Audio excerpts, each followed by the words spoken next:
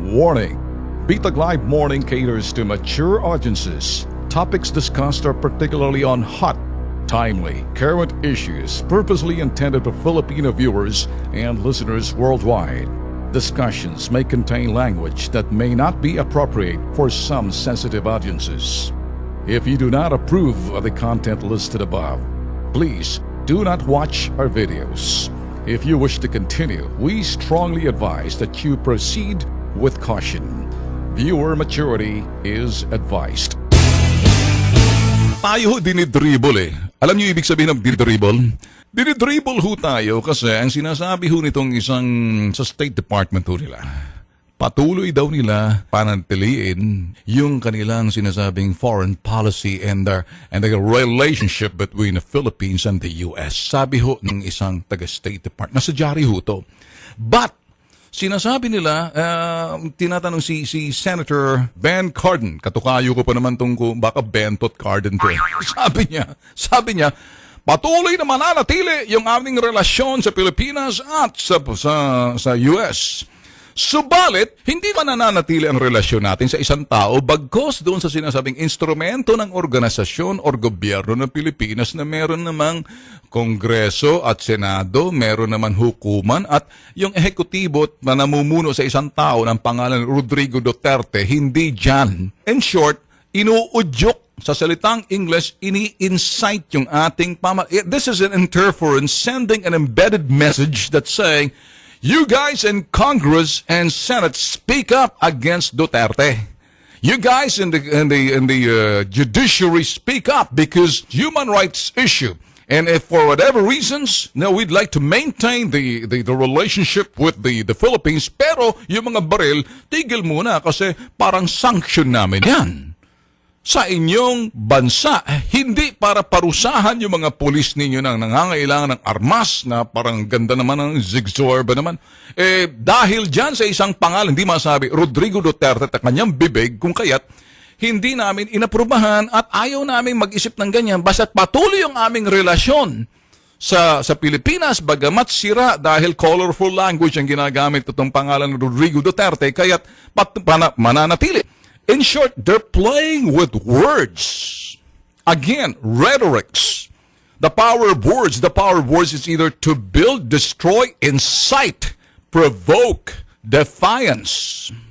Not only defiance, challenging, disregard whatever has been spoken by Rodrigo Duterte. Sila ho nakakaalam yan. Am I saying tama ba? Alright, hey, listen carefully to what I'm saying.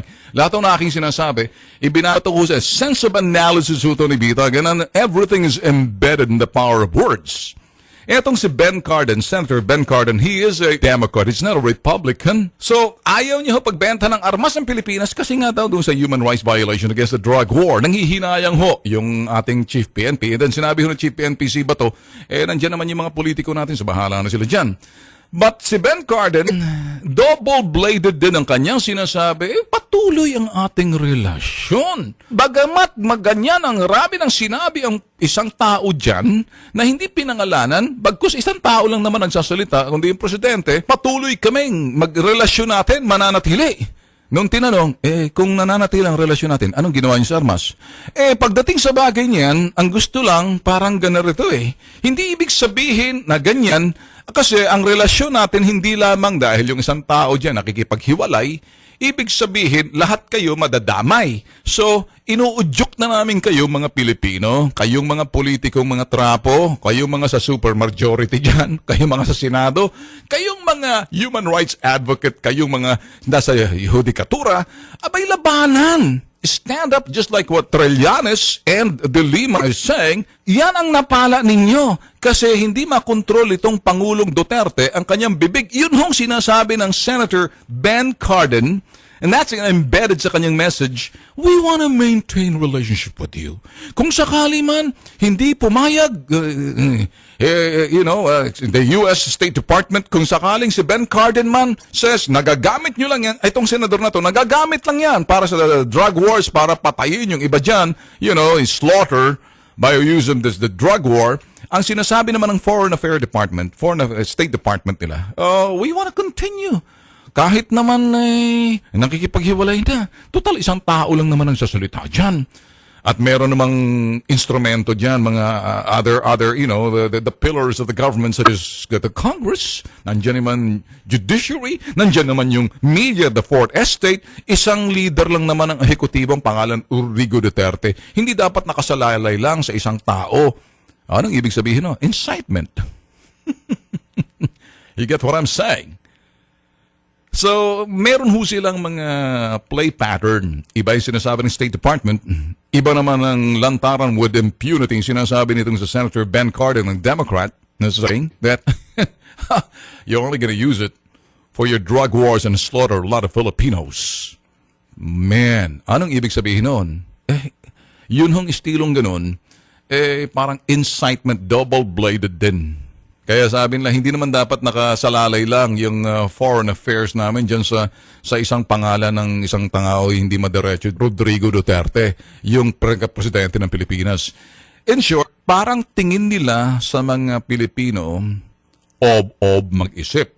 If not, embedded yung kanilang mensahe na subliminal way of saying, isang Rodrigo Duterte lang yan. In fact, may mga ibang mga, detractors are saying, foreign policy must not rest in the hands of an executive or anybody from the executive, but rather it must be relegated to, sabi ng ganun, sa Congress and the Senate when it comes to foreign policy. Tama sila, mali rin sila ron.